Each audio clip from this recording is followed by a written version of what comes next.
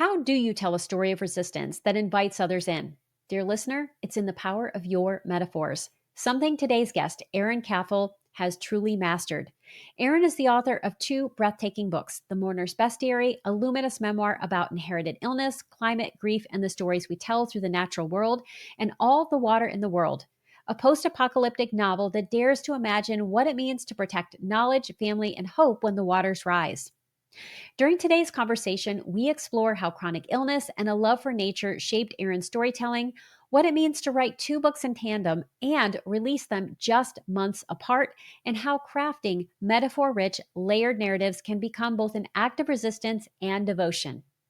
Writers, it's time to grab your pen, open your heart, and get ready to learn how collaboration can enhance your writing and how a single essay can become the hinge that holds an entire book together. Let's get started.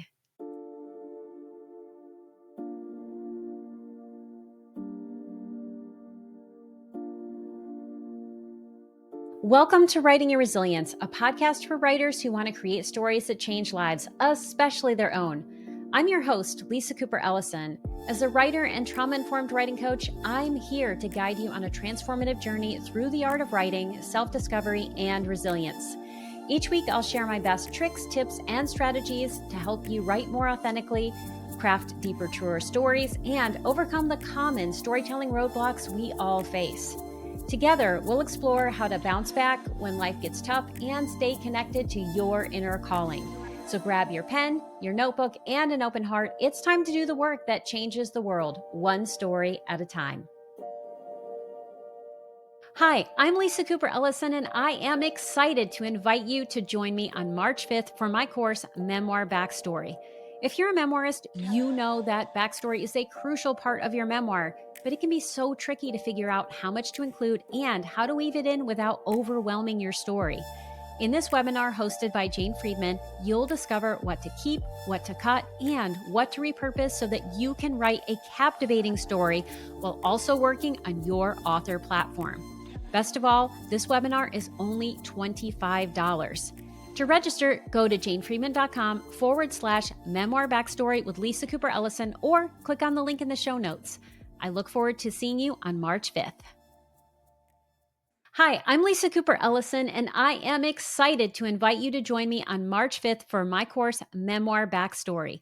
If you're a memoirist, you know that backstory is a crucial part of your memoir, but it can be so tricky to figure out how much to include and how to weave it in without overwhelming your story.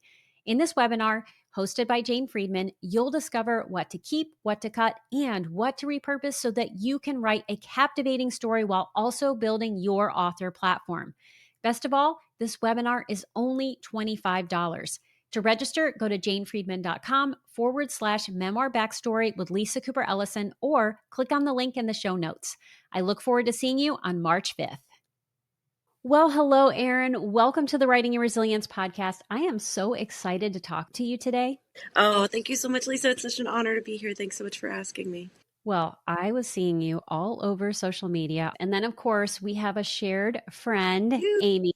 When that all came together, I was like, I definitely want to have you on the podcast. And then, of course, I fell in love with your writing. So I have a copy of The Mourner's Bestiary right here for anyone who is watching this on YouTube. And this book is such a work of genius. I just have to say that. Like, my head was spinning thinking about how you put this together. So I'm so excited to talk about that. But you are not just a memoirist. You are in the middle of what I would call double trouble. We have a memoir that just came out and a novel within 3 months of each other. I know. Holy smoke. Yeah. No, it's bananas. I do not recommend. When I found out that these books were going to be coming out so close together from two different houses with two separate PR teams, there was fear and trembling, which was appropriate, and calls to the few people that I know who'd done that. And most of them said don't. And now I kind of understand why. It's a lot. It's a lot to switch between the two conversations. It's a lot to manage the two campaigns. And while it's great to be able to sell both books when I am out on the road, it also can mean very different kinds of audiences, but sort of approaches to each of the books, because I think we can talk about this. There's a lot that they have in common, lots of ways that Yeah. they pair, but there's also, one is a big post-apocalyptic adventure story, and one is a very thoughtful scientific memoir. So they're not naturally paired in people's minds. Yeah, it's been a ride. Yeah, it definitely sounds like it. And I think that's probably a good place to start is to talk about the ride. But before we get there, I'd love for you to tell us a little about you and then also about the two books so that for those who have not yet read them, and by the way, listeners, if you haven't, you need to go buy them because Eirin's work is amazing. But tell us about your two books, your novel, All the Water in the World, and then also the Mourner's Bestiary. Yeah. So a little bit about me is that I've always wanted to be a writer ever since I was 7. I think most of us that get into this game have that kind of epiphanal moment when we're kids where we're like, oh, there's a job that goes these things that I get to read all the time. That's the one I want. And I've always written, but I've always written in multiple different kinds of genres. So my first year of college, I went to film school as a dramatic writer. I've written film scripts. When I got out of college with my shiny English degree with a concentration in creative writing, I immediately moved to Chicago where I started writing music and song lyrics and teaching creative writing in the public schools here, which is how I met Amy. We were co-teachers together, which was a million years ago, but also like very formative. I was a musician for 10 years and I didn't really write much in the way of long form at all, although it was still always percolating in the back of my head. And then right around when my son was born, I was asked by a collaborator from my life here in Chicago, who was a photographer, to write an essay as a sort of non-expert about climate issues in relation to the photography that he was doing, which was all these like beautiful large format landscapes. And because my mother was an EPA scientist, all of the things that had sort of woken up in me as a songwriter, where I was talking about nature, talking about the environment, but in a very oblique way, talking about my body in a very oblique way, kind of just came bursting out in this first essay. And I was like, oh, okay, good. This is the time to go back to long form. So I started writing journalism and essays around climate and environmental issues and the spiritual aspects of them. And then the idea for both of these books came fairly close together. I had the title for the Mourner's Bestiary far earlier than I began actually writing it. I want to say I was writing essays about parenting and spirituality and environmental collapse. And I thought this could possibly be a book someday. And I want to say that's at least a decade ago, maybe more like 15 years. Thought of the title and then kind of shelved it. And then about 13 years ago, began writing the novel. So in a way, both of these books have sort of been percolating alongside of each other since then, where when I would finish a draft of the novel and knew it wasn't quite ready, I would go back to thinking about, okay, what would this memoir/essay collection look like? And worked on it over a course of a number of really fantastic residencies and fellowships, and eventually really came to the idea that I needed to write, if it was going to be a bestiary, I needed to write stories about individual animals. So The Mourner's Bestiary is a memoir of my family's genetic kidney disease and how growing up with that generational curse, which is what we called it, on the shores of an endangered ecosystem, how the stories of the environment and the body pair together in complicated and interesting ways, and how that legacy works both as the inheritor, as a child. So half of the memoir is about my childhood as a 9-year-old, kind of realizing for the first time that I might inherit what my father was dying of. And the other half is about me parenting a 9-year-old, realizing that I had inherited it and that I might be passing it on. And basically it's because the book works as a metaphor also for what we're all struggling with in terms of the generational trauma of living under climate collapse, right? We are passing it on generation to generation, trying to figure out how to explain the catastrophic nature of some of the situations we're finding ourselves in to the people who are coming after us. And so I knew that's what I wanted to write about. I began writing it, but it took me a really long time to find the form. All the Water in the World, at the same time that I was trying to, sort of occasionally think about this memoir, I was really compelled by my own fear as a parent of what the worst case scenario in climate change could possibly look like. And so when I couldn't sleep, I would get up and work on the novel. And the novel is a story told about a group of scientists and curators living on the roof of the American Museum of Natural History post glacial melt when the world is flooded. And they are desperately trying to hang on to the collections and the scientific knowledge that are part of that museum until a superstorm destroys the seawalls that have been protecting parts of the city, and they have to flee the city in a birch bark canoe and travel up the Hudson to try and find safety. So they both deal with really similar themes about water and protection and what we save and what generations owe to each other, but they're coming at it from different angles. And, as a person who's been writing music like this and films like this throughout the whole time, they all feel very much of a piece. It's the same basic question that keeps haunting me, which is like, what are we doing with this generational information, and how do we figure out how to have the resilience in our families and ourselves on the planet to be able to survive what's happening on a global scale? Yeah.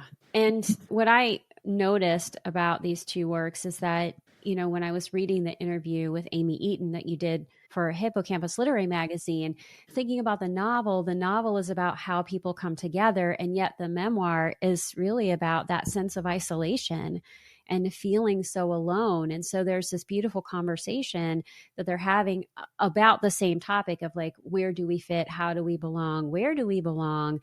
And this concept of flooding, which you talk about so beautifully in the memoir, thinking about PKD and how that is a way that the body gets flooded, right, through these cysts. You are a master of metaphor. I just have to say that. Thank you. And so what's speaking to me in this work, and then I want to talk about how you're having these conversations out in the world as you manage launching two books, is that I'm a person who also comes from a family with a legacy of chronic illness. Yeah. So I am actually the fifth generation of women who ended up on the couch with weird autoimmune issues. Wow. Yeah, that's a legacy.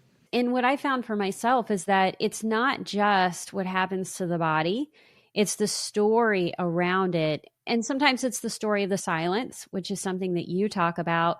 So there's that angle. And then climate issues have been important to me for most of my life. I didn't have the scientific angle that you had, but I grew up in a Buddhist community where the environment was very important. Yeah. So I was learning about climate change. And, I met this man when I was 10 years old. I actually stayed in his house. I was getting ready to go to on some other trip. And I was a typical Gen X kid where, at least in my family, you'd get put on the Greyhound and you'd go places by yourself, right? This was like perfectly normal to do. And so I ended up at this like guy's house. Well, there was someone else there, this woman that I was staying in her room, but he had this almost fatal car accident, which woke him up to what was going on around climate change. And he cared so deeply about it. I mean, you had to compost everything in his house. Like, he was serious about this. Wow. And this is the 1980s. That's intense. But it made such a profound impact on me to really think about generationally, what are we doing? Yeah. And you confront this in such a beautiful way because you make us fall in love with the natural world. Oh, thank you. That's high praise. I mean, and I think part of it is just that I was taught to be in love with the natural world by two people who grew up in these incredibly urban environments. My parents were hippies and they went back to the land, but the trick was neither of them had ever lived on the land ever. And they moved to rural Western Massachusetts up in the Berkshire Mountains, and both of them fell completely head over heels in love with the landscape in these really different ways that I don't think either of them really expected. And my father came to it through hunting and fishing and making community with other people who were interested in conservation of rivers and landscapes. And he really taught himself all of this naturalist lore that he passed down to me. And then my mother fell in love with geology when I was 10 and instantly understood the landscape in a completely different way, did work on pollution in her training. And then, her job for the EPA really revolved around, like, what do we do with the legacy of industrial manufacturing in the Northeast? And we were living in mill towns almost exclusively. So we got to see what that devastation looked like on the ground and what it looked like in the water. And so I had two people who were very passionate about making sure that I fell in love with the natural world. And that place that I get to go back to as a writer, where I am most at ease. I was a little girl who used to be allowed to go run around on the back mountain without supervision for hours and hours and hours every day. And I used to put my recorder that I was learning to play at school and like a couple of Tolkien books and a sandwich in my backpack and just go out and try to find bunnies in the garden and try to find a rock to perch on. And like that sense of falling in love with what was around me, so much so that, it turns into activism, storytelling, parenting choices, really was just, it was there with me from my childhood. And it woke up in so many ways. I mean, it wakes up every time I make art. It definitely woke up while I was making records, which if anybody goes back and listens to them, they're all about water and glaciers and explorers and feeling. But, when I was parenting and I was finding that I was starting to do this to pass it on to my kid, this love of the natural world, I started reading Rachel Carson, and I read her last book, which was published posthumously, which is basically kind of an instruction manual on how to raise kids to be alive to the natural world so that they don't get afraid of it.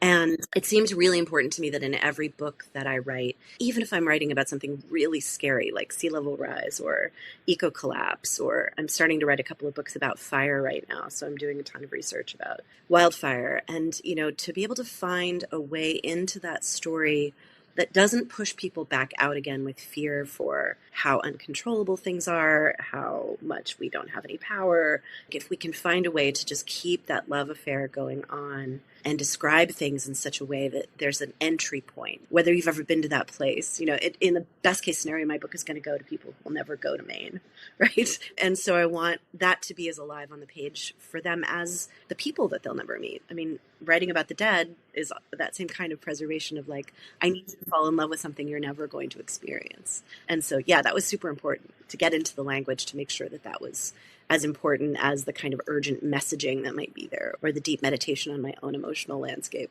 And you definitely do that without making it preachy. I mean, I felt like I fell in love with all of these different animals with that place. And then, of course, Dog Shit Beach. Okay. That is an amazing name for a beach. And it was such a beautiful place, and I wouldn't have expected it. Yeah. I love that place so much. And Dogship Beach was the beach that we used to go to when I was a little kid, where my grandmother would rent a cottage, and we would sort of go down there for a couple of weeks in the summer, sometimes just for the weekends, and visit her. And it was the 70s and early, I think we stopped going there in 82, 81.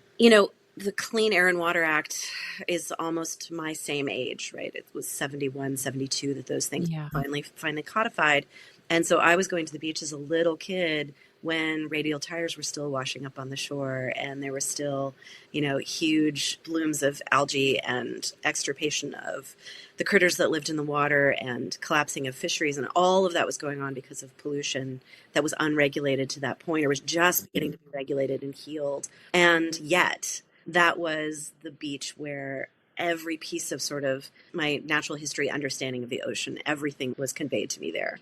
Every moment of picking up shells and identifying them, or seeing seabirds, or learning about horseshoe crabs, all of it happened in this very homely kind of environment that anybody, it's not a fancy beach. It's not a protected area. It's almost suburban in its way. I don't know. I think we talk about it as like there's unspoiled nature, and that's how we're going to have our encounter, right, with falling in love with it. And then there's everything else where we've done all sorts of stuff to it. But I think that's a terrible way of talking about our world, and also a terrible way of cutting off the possibility of falling in love even with places that need healing. But right, that's a beach that needs healing. That's an ecosystem that needs healing, and that's capable of healing, as all places are, with a few exceptions. And I think when we start to reconfigure our sense of how thin the veil is between us and all of that complexity of the deep ocean, that liminal space of me on a slightly crappy beach full of people with cottages and, coming up on the train from the city, if you realize that the veil between that and the humpback whales is nothing, there's really no separation between those two places. Yeah.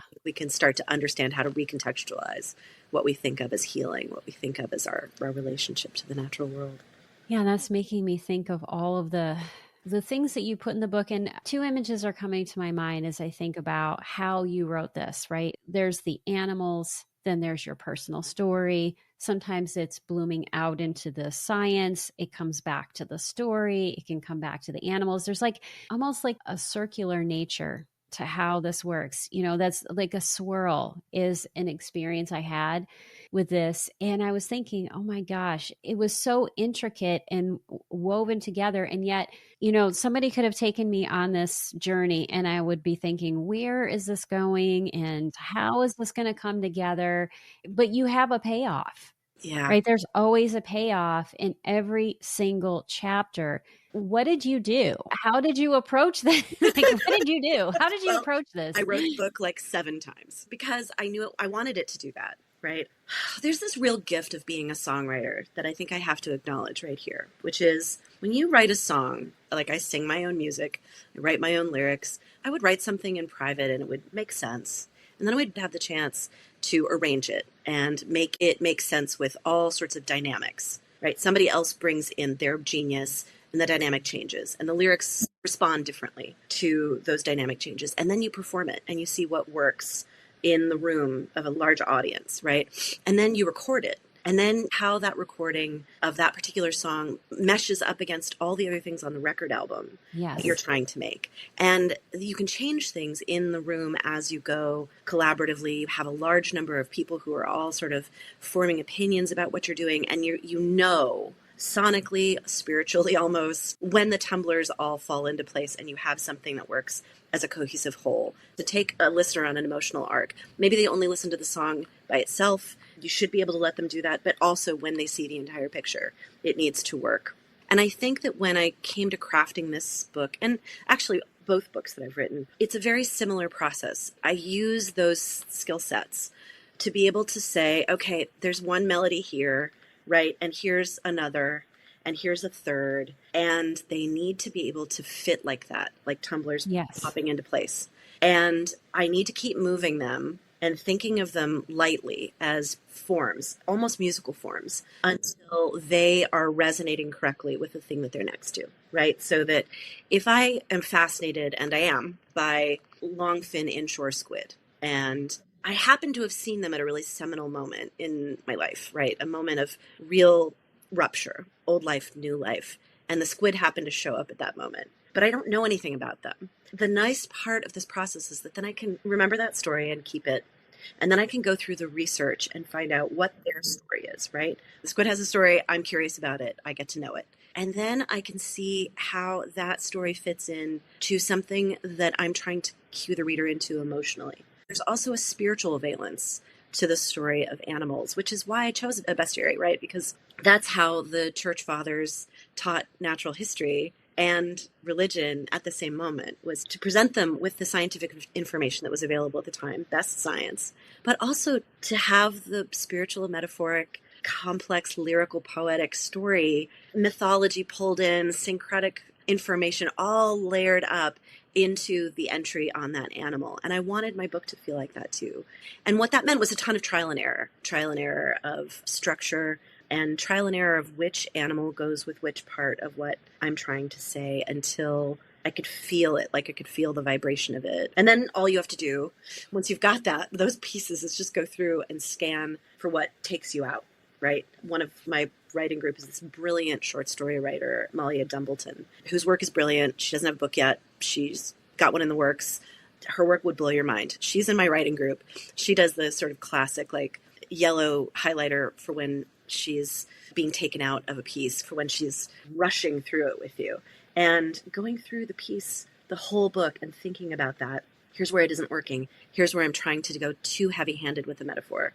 Here's where, but that metaphor now works over here. And then just scanning it. It took 6 years of very intense writing off and on to make it flow the way that it does. So one of the things I try to tell my students is, like, just don't be impatient with the story, because when you do find the form and it clicks, it's liberatory. Oh, I see it. I know how to put it into the right pieces, like you'd make any other art form, like you'd make a record, like you'd make a painting or a good piece of pottery. Like, you're like, oh, now it works.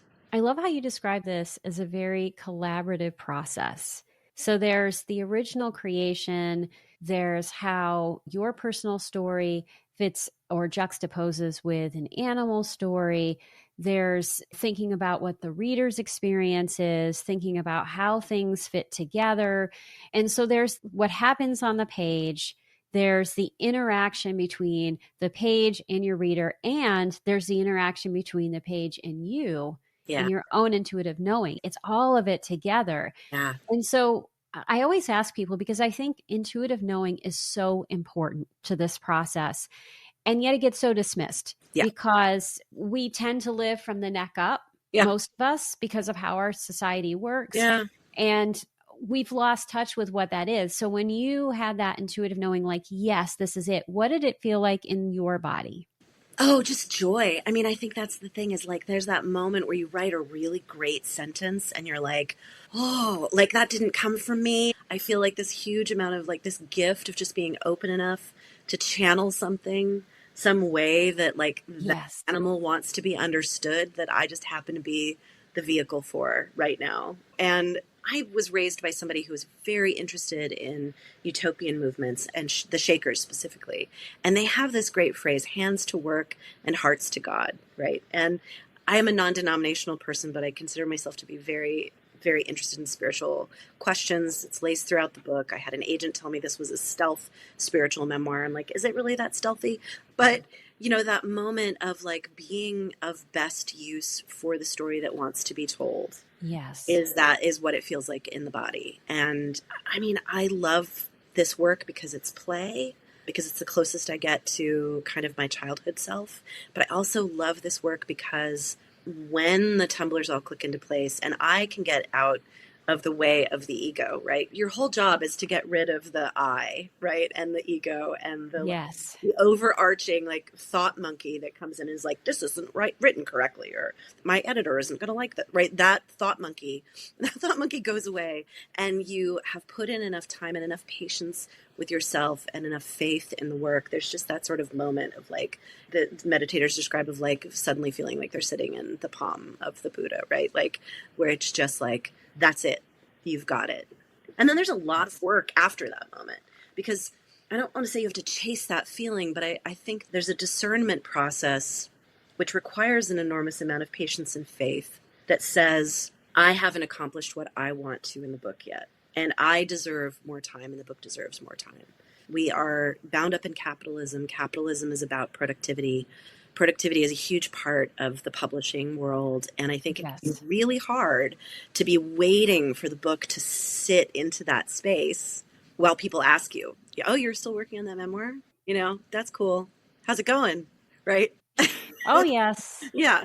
We get these questions all the time. Yeah. And we're so conditioned to this idea of the capitalistic way. It's about products. And if you don't have a product, then your work doesn't have value. Yeah. Right. And so why are you continuing to do this? And so I work with writers all the time. I'm sure you do too, because you also teach writing. Yeah. Where we want to hurry up and get it done. And oh my gosh, I'm a writer myself. So of course I also want to get things done.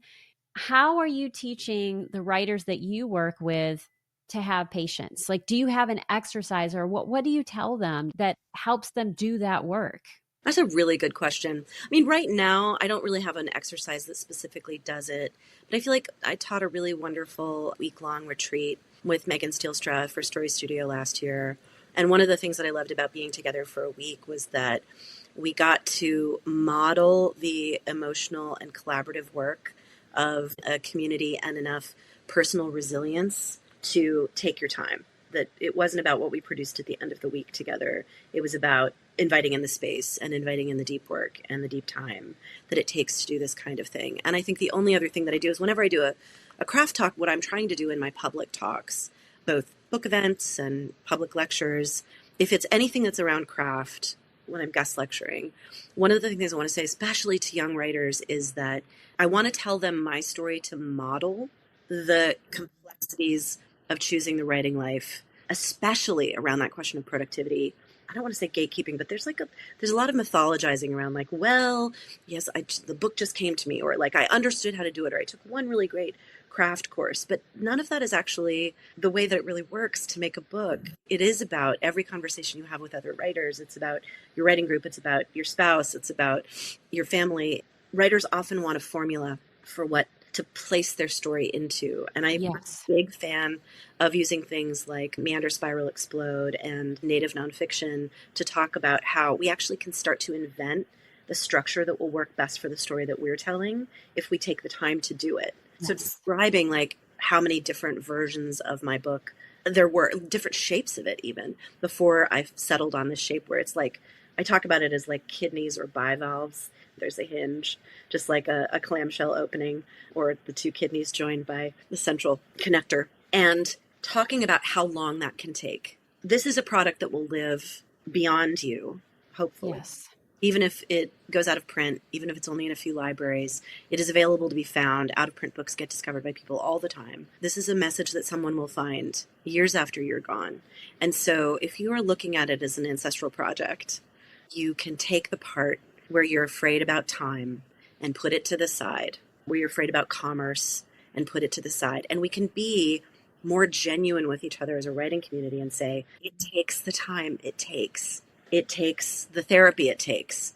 I was a single mother making no money from my writing, my serious writing, for the entire time I was writing these books. You know, every time a writer, like Cheryl Strayed famously wrote that essay about how broke she was when Wild got published, you know, and I think every time a writer says that out loud in public, it normalizes it for my students. And I think we should be doing that more for the kids that we're teaching in colleges and universities, to be able to talk about those bigger questions of timing and finance, and how are you going to take those pressures off of the book to let the book become what it needs to become, and how to support yourself with those communities, with those people who are your go-to, who you can be real and open and genuine with, and not competitive. Like, I think, again, the arts can be so competitive, and one of the things I value most about the writing group that I'm part of is that they're all like deeply vulnerable with each other all the time. Like, we're always talking about where our failures are and our successes and what's painful about this. And I think that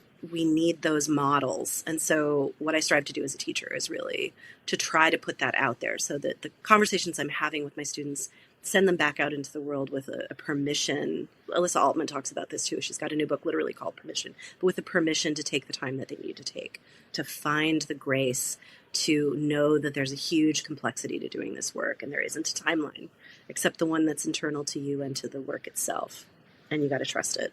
You do. And I think one of the exercises that I give to people a lot is a mantra exercise. And so I'll have them place their hand on their heart and say, I and my writing are on time. Yes. I and my writing are on time. Yes. And I think the more that we can say that and honor the fact that once these books are out in the world, they don't belong to us anymore, right? This time, which can feel endless, is precious.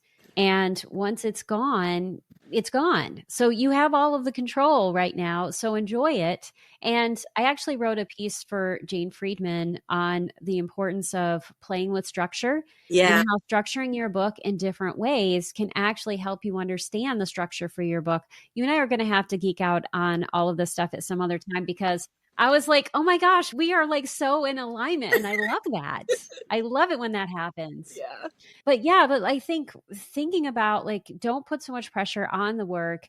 Understand that it is perfectly fine for you to have a job, right? To have a job, period. And to have that job have nothing to do with writing. Sometimes that can be really freeing, because when you have a job that's about stories, then suddenly you can have a very different experience. Yes. When things become a product, or when you are dealing with other people's stories. Yes. So yeah, having that permission is so important, and being willing to just embrace the process. And so before I hit the record button, we were talking about trusting the process. And so I am becoming an Akashic Records reader. And so I do readings every morning, and I was doing a reading and asking the question, what should we talk about today? In addition to, like, you know, the questions I shared with you. And the response was algae blooms. Yeah. And I was like, okay, yes, that is a part of the work. You know, it's part of what she wrote. Yep. But I don't know where this is going to take us. But let's talk about algae blooms, maybe how this relates to writing. And we're going to just see where it goes, because I think it can be really instructive to just do this live. Yeah, I think that's great. And I think, you know, when I think about algae blooms in relation to the Mourner's Bestiary, I think about actually, this is really instructive to the work, because I actually think there were really two pivot points where I finally understood the book that I was writing. I mean, I had lots of pieces of it in lots of different forms for years and years and years. But I was terrified to write about my illness, because my family had been passing as not sick for, 4 generations at this point. The patriarch would drop dead at under 50, and nobody would have known that he had been working sick for, a decade or more. And we didn't want to talk about it because of all of the lost possible opportunities and, the basic eugenics of American culture. So coming to the point where I felt like I could include that in the book was wrenching, and it was because I wrote an essay that I never intended to publish. and talked about it with a friend of mine who's a filmmaker at dinner. And he was like, great, I think I want to make a film of that. Can I read it?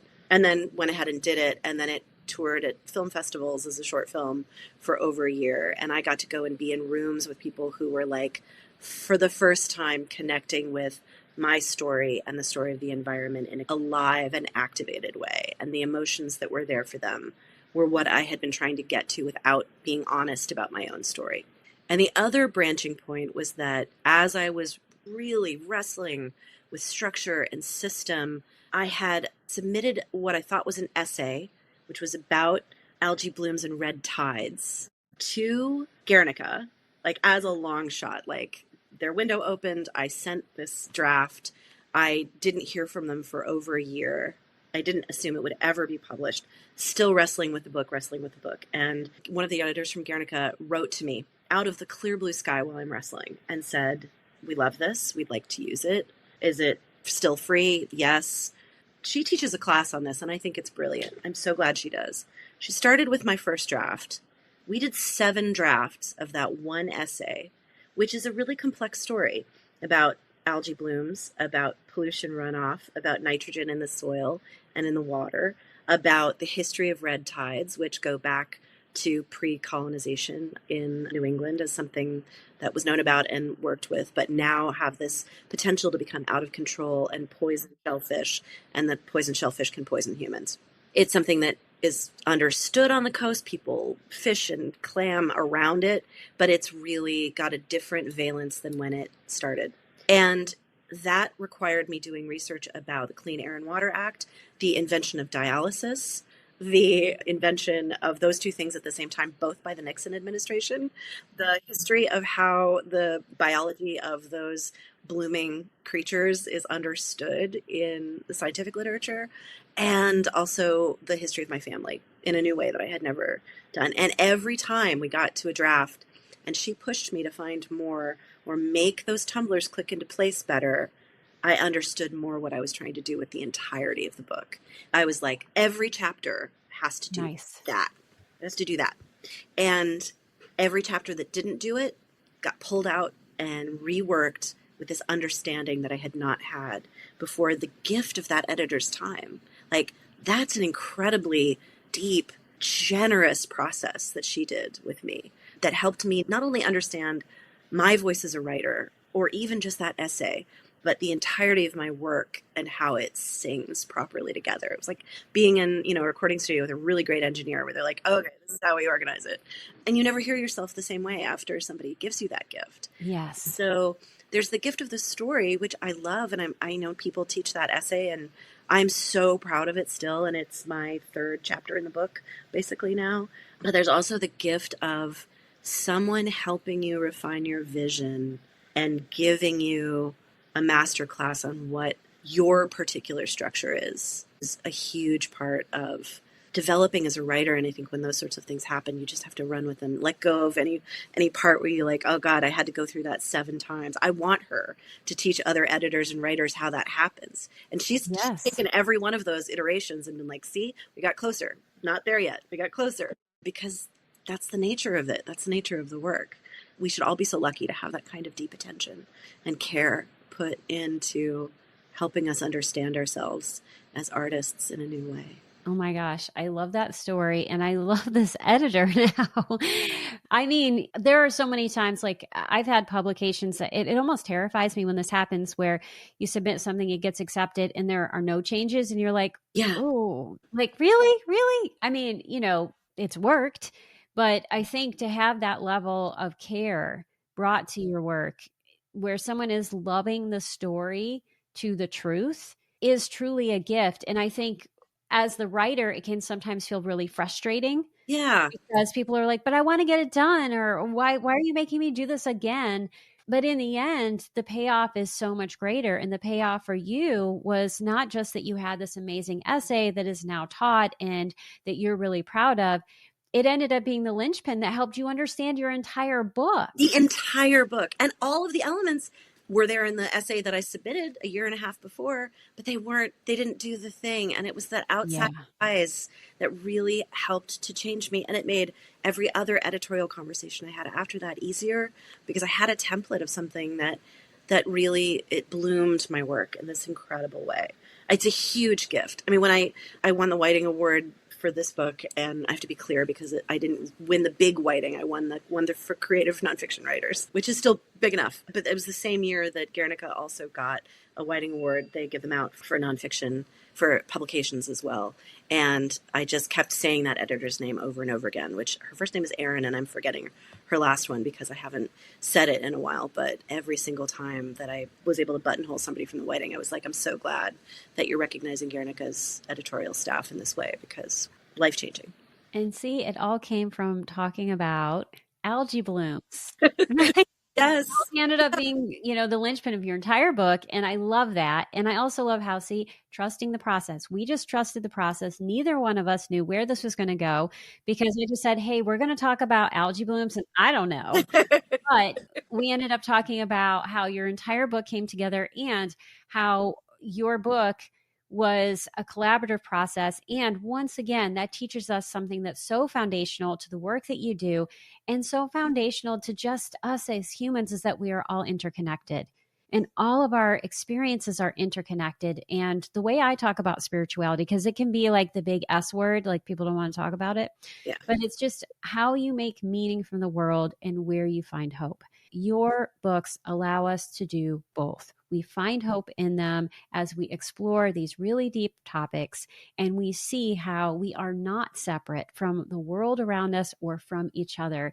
And I just want to thank you so much for doing that for us. Thank you. Thank you. It's the only work that I'm fitted to do, and I'm delighted to be able to do it. Well, I would say that the universe chose well for you, because you do it incredibly well.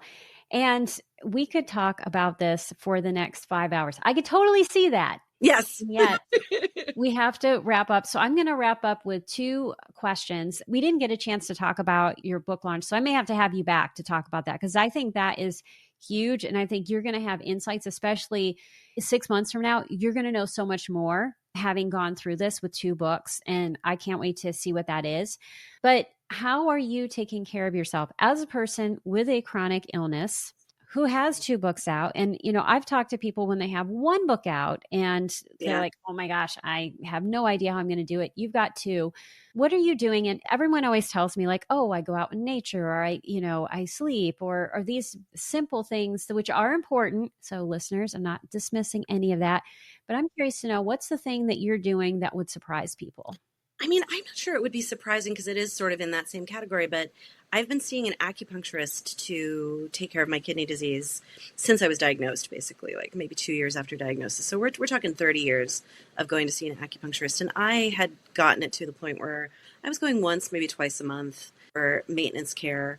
It took a lot for me to recognize that I actually needed to go every week while I was doing book tour, and to try and make sure that I was scheduling all of my travel around that, because that kind of care for my body is the only way that I'm going to not get very sick, not get very fatigued, not have a number of other, co-emergent issues. And the other thing I'm trying to learn how to do is to recognize that I actually, as a person who's got some neurodivergences, I do not thrive if I'm not able to find really quiet spaces while I'm engaging in this work. So every time I'm going to a city for something, my instinct is to tell everybody that I know that I'm there, to make sure that I have dinner, that I have coffee. Like, that's the perk of book tour.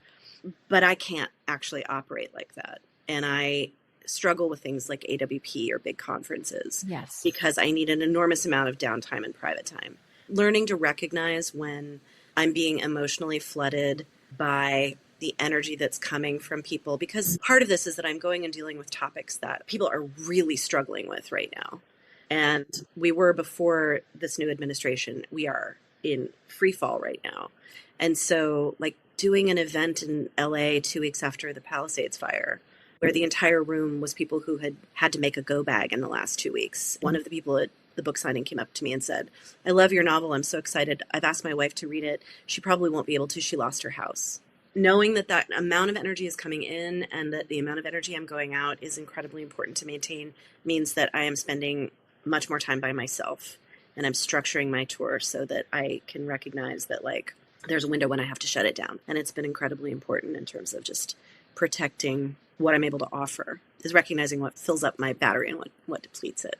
Nature does a good job of that too, but I've had less time to be on the trail since I've been on the tour. I would imagine so, but I love that you are thinking about your nature. And I would say that we are kindred spirits because I actually need a lot of alone time. And it's been surprising for me how much I actually need. And I'm getting more and more in touch with that because the outside world, especially when you go off and you do things, it's like the expectation is, yes, go, do, be with, and we have to be with ourselves. And so I love that you're doing that. Also, shout out to acupuncture. I have done tons of it. And when I was actively very sick with Lyme disease, I would go every week to the free acupuncture clinic to get acupuncture, and it was amazing. So I can't recommend it enough, and I'm so glad you do it. Oh my God. And there are so many, oh my gosh, yeah, so many things that we need, and nature teaches us. It cycles, all of the ways that it works. If we can pay attention to the natural world, which is another thing that I do a lot, it's instructive. Yeah. Right? It's teaching us what to do if we can pay attention to it. I think that's completely true. And I think that, we don't really understand much about the energetics of life on planet Earth. There's starting to be really great studies about like how long a trail of the pheromones from a predator can be picked up by a prey animal after it moves through a forest. And if there's a modality that you're curious about trying to restore you as you're trying to do this work and offer things to the world, especially offer the vulnerability of memoir to the world, if you wanted to try Reiki or you were like, I think I really need to try chiropractic or acupuncture or whatever it is, the restoration of the body, the restoration of the spirit, when you put this much out into the world is real, and we ignore it at our peril, even if we're not chronically ill. Yeah, absolutely. We need to pay attention to our energy, and we need to protect it and respect the energy of all things around us, not just humans, but all beings. And so one way that we can do that is by reading your work, because it is such a great reminder. So if people want to learn more about you, see where you are on your book tour, and most importantly, buy copies of the Mourner's Bestiary and All the Water in the World, what are the best ways for people to do that? Best ways for people to do that is that I have a Substack, and I have a link tree in my Instagram that usually is pretty up to date about upcoming events. And both of those are usually pretty good ways to find out what I've been up to. I'm bad about promoting my events, so you kind of have to sleuth it out a little bit through my Substack. Well, like how your book has a payoff, sleuthing you is also going to have a payoff, because people will get to see you and they will get to hear you read, and they will get to learn more about your work. And I invite everyone to do that. And I just want to thank you so much for being on the show today. It has been an absolute delight, and I look forward to having another conversation with you. Me too. Thank you so much for your time. It was an absolute joy. Thanks so much for listening. And thank you to Eirin Loeb at Guernica for championing the essay that made the Mourner's Bestiary so successful. If you want to learn more about Eirin, buy copies of her books, or read the essay that serves as the hinge for her memoir, be sure to check out the show notes for this episode. But before you go, I'd love it if you text the show if you're on Apple Podcasts or Spotify, or leave a comment on YouTube with the answer to the following question. What's your favorite metaphor? I'd love to hear your thoughts on metaphors and how metaphors play a role in your writing. And speaking of your thoughts on the podcast, I'd like to give a quick shout out to Megan Justice and Michael Nortness for your insights into my conversation with Carolyn Fallert, Christina Ivasis for sharing how my episode with Lily Danziger led to new insights in your memoir, and to Catherine Phillips, who was inspired by my episode with Jane Friedman. It was so great to hear from all of you. And listeners, if you haven't contacted the show yet, I'd love to hear from you too. Until next time, remember that your story matters. And as you work on it, you change lives, especially your own. That's it for today's episode. Thank you so much for tuning in. I truly couldn't do this podcast without your support. If you love this episode, here are 3 simple ways you can keep this show thriving. 1, subscribe or follow Writing Your Resilience on Apple Podcasts, Spotify, or YouTube so you never miss an episode. 2, leave a 5-star review to help others discover the podcast. 3, join my engaged writing community by signing up for the Writing Your Resilience newsletter. As a thank you, you'll receive a free copy of Write More, Fret Less, a toolkit for gaslight proofing your writing practice. Have feedback for the show, a topic you'd love me to cover, or questions you'd like me to answer? Drop a comment on YouTube, text the show, or email me at writingyourresiliencepodcast@gmail.com. Until next time, keep writing, keep growing, and keep showing up for yourself. Your story matters, and I am so proud to be writing alongside you.